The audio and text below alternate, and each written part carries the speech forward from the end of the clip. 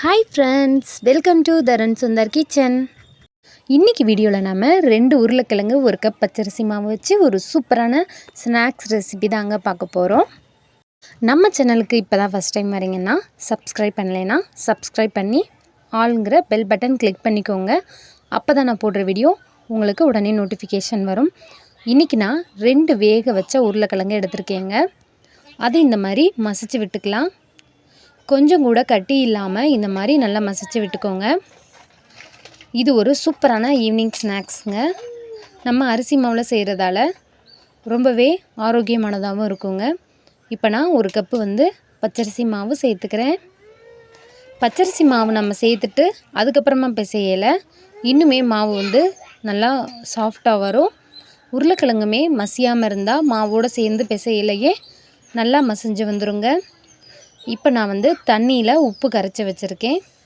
உப்பு கரைச்ச தண்ணியை நம்ம கொஞ்சம் கொஞ்சமாக தெளித்து மாவை நல்லா பிசைஞ்சிக்கலாம். சுடு தண்ணினாலும் சரி பச்சை தண்ணினாலும் சரி எது வேணாலும் சேர்த்து நல்லா மாவை கலந்து விட்டுக்கலாம். இது ஒரு ஈவினிங் ஸ்நாக்ஸாகவும் வச்சுக்கலாம். மார்னிங் பிரேக்ஃபாஸ்ட்டாக கூட சாப்பிட்லாம். குழந்தைங்களுக்கு லஞ்ச் பேக் கூட கொடுத்து விடலாங்க. மறுபடியும் வேணும் இதே மாதிரி செஞ்சு கொடுங்கன்னு கேட்டு வாங்கி சாப்பிடுவாங்க. அந்த அளவுக்கு டேஸ்ட்டாக இருக்குங்க. இப்போ நான் நல்லா தண்ணி தெளித்து மாவை கட்டி இல்லாமல் பிசைஞ்சுக்கிட்டேங்க. இப்போ பாருங்கள், சூப்பராக மாவு ரெடி ஆயிடுச்சு. ரொம்பவே சாஃப்டாக இருக்குது. இதே மாதிரி நீங்களும் மாவை பிசைஞ்சு எடுத்துக்கோங்க. இப்போ இதிலேருந்து ஒரு சின்ன உருண்டை எடுத்துக்கிறேங்க. இதை இப்போ நம்ம சின்ன பால் மாதிரி உருட்டிக்கலாம். ஒரு கை கேமரா இருக்கிறதால நான் 2 கையில் உருட்டிட்டு அதுக்கப்புறமா உங்களுக்கு காட்டுறேன் பாருங்கள். ஒரு சின்ன பால் மாதிரி இதே மாதிரி உருட்டி எடுத்துக்கோங்க நீங்களும். இப்போ நம்ம 10 ரூபா ஜூஸ் பாட்டில் கடையில் வாங்குவோம்ல, மளிகை கடையிலலாம், அந்த 10 ரூபா ஜூஸ் பாட்டில் இருந்துச்சுன்னா நீங்கள் எடுத்துக்கோங்க. அந்த 10 ரூபா ஜூஸ் பாட்டில் வச்சு இந்த மாதிரி அந்த உருண்டையில் ப்ரெஸ் பண்ணுங்கள். பாருங்கள், நம்ம இந்த மாதிரி ப்ரெஸ் பண்ணி எடுக்கும்போது ஒரு சூப்பராக உள்ள ஒரு உருண்டை மாதிரி கிடைக்கும். இப்போது இது ஒரு டிசைனாக இருக்குது இல்லையா? இதே மாதிரி நம்ம செய்யலை. குழந்தைங்க டிஃப்ரெண்ட்டாக இருக்கேன்னு விரும்பி சாப்பிடுவாங்க. இதில் நம்ம உருளைக்கிழங்கும் அரிசி மாவும் சேர்த்துருக்கிறதால அது உடம்புக்கு ரொம்பவே ஹெல்த்தியானது கூட, ஆரோக்கியமானது, டேஸ்ட்டாகவும் இருக்குங்க. இப்போ இதே மாதிரி நம்ம உள்ள மற்ற மாவையும் இதே மாதிரி பண்ணி எடுத்துக்கலாம். பாருங்கள், சூப்பராக ரெடி ஆயிடுச்சு. இப்போ இதை நம்ம அப்படியே இட்லி தட்டுக்கு ட்ரான்ஸ்ஃபர் பண்ணிடலாங்க. பாருங்கள், ரொம்ப அழகாக இட்லி தட்டில் அடுக்கிட்டேன். இப்போ இந்த இட்லி தட்டில் அடுக்குனதை நம்ம அப்படியே இட்லி பானைக்கு ட்ரான்ஸ்ஃபர் பண்ணிடலாம். பானையில் கொஞ்சமாக தண்ணி ஊற்றி தண்ணி நல்லா கொதிக்கட்டுங்க. கொதித்ததுக்கப்புறமா நம்ம ரெடி பண்ணி வச்ச தட்டை வச்சுட்டு மூடி வச்சிடலாம். ஒரு 10 நிமிஷத்துலேயே பாருங்கள், ரொம்பவே சூப்பராக உப்பி வந்திருக்குது. நம்ம வைக்கும்போது சின்னதாக தான் இருக்கும். இப்போ கொஞ்சம் நல்லா உப்பி பெருசாக வந்துடுச்சு. இப்போதை அப்படியே ஒரு தட்டுக்கு ட்ரான்ஸ்ஃபர் பண்ணிடுங்க. ஒரு கடாய் ஹீட் பண்ணி எண்ணெய் ஊற்றி கொஞ்சமாக சீரகம் போட்டுக்கோங்க. இதில் ஒரு பெரிய சைஸ் பல்லாரி வெங்காயத்தை பொடி பொடியாக நறுக்கி சேர்த்துக்கோங்க. சேர்த்து நல்லா வதக்கி விட்டுறலாம்.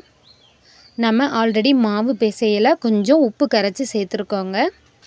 இப்போது இந்த வெங்காயத்துக்கு தேவையான அளவு கொஞ்சமாக உப்பு சேர்த்துக்கோங்க. நாம் மாவில் ஆல்ரெடி சேர்த்துருக்கிறதால பார்த்துட்டு சேர்த்துக்கோங்க.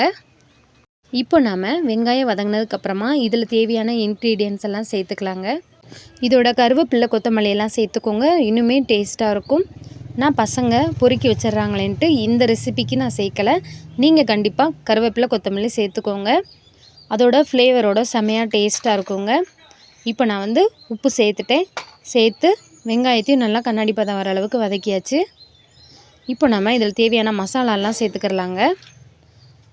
நீங்கள் இதில் என்ன மசாலா சேர்த்துக்க போகிறீங்கன்னா, நான் 1/2 டேபிள் ஸ்பூன் மஞ்சள் தூள், 1/2 டேபிள் ஸ்பூன் மிளகாய்த்தூள், அதோட கொஞ்சமாக மல்லித்தூள் சேர்த்துக்கோங்க.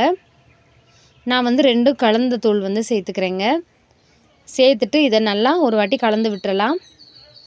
கலந்துட்டு நீங்கள் இதில் பூண்டு லைட்டாக தட்டி கூட சேர்த்துக்கலாம். இன்னுமே ஒரு ஃப்ளேவர் கொடுக்கும். இப்போ இதோட வதக்கிட்டு கொத்தமல்லி கருவேப்பிலை சேர்த்துக்கோங்க.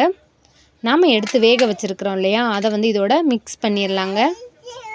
இதோட மிக்ஸ் பண்ணி ஒரு வாட்டி நல்லா கலந்து விட்டுருங்க. கொஞ்சம் கூட கரண்டியில் ஒட்டாதுங்க. அந்தளவுக்கு டேஸ்ட்டாகவும் இருக்கும். நான் பண்ணி கொடுத்தேன். என் பசங்க 5 நிமிஷத்தில் தட்டை காலி பண்ணிட்டாங்க. அந்தளவுக்கு டேஸ்ட்டாக இருந்துச்சுங்க. இப்போது வதக்கின அளவுக்கு சூப்பராக ரெடி ஆயிடுச்சுங்க. அந்த வெங்காயத்தோடு சேர்ந்து இந்த ஒரு சூப்பரான ஃபில்லான ரெசிபி ரெடி ஆயிடுச்சுங்க. காலை மாலை இதை நீங்கள் லஞ்ச் பாக்ஸுக்கு கூட கொடுத்து விடலாம், ஸ்நாக்ஸாகவும் சாப்பிட்லாங்க. ரொம்பவே டேஸ்டியான ஆரோக்கியமான இந்த அரிசி மாவு ரெசிபி ரெடி ஆயிருச்சு. இது அப்படியே ஒரு பிளேட்டுக்கு ட்ரான்ஸ்ஃபர் பண்ணிடலாங்க. இந்த அளவுக்கு வதக்குனது போதுமானது. பாருங்கள், இந்த டிசைனில் இருக்கும்போது குழந்தைங்க ரொம்பவே டிஃப்ரெண்ட்டாக இருக்கேன்னு விரும்பி சாப்பிடுவாங்க. இப்போ நான் இதை அப்படியே ஒரு பிளேட்டுக்கு ட்ரான்ஸ்ஃபர் பண்ணிடுறேங்க. பாருங்கள், சூப்பரான ரெசிபி ரெடி ஆயிருச்சுங்க.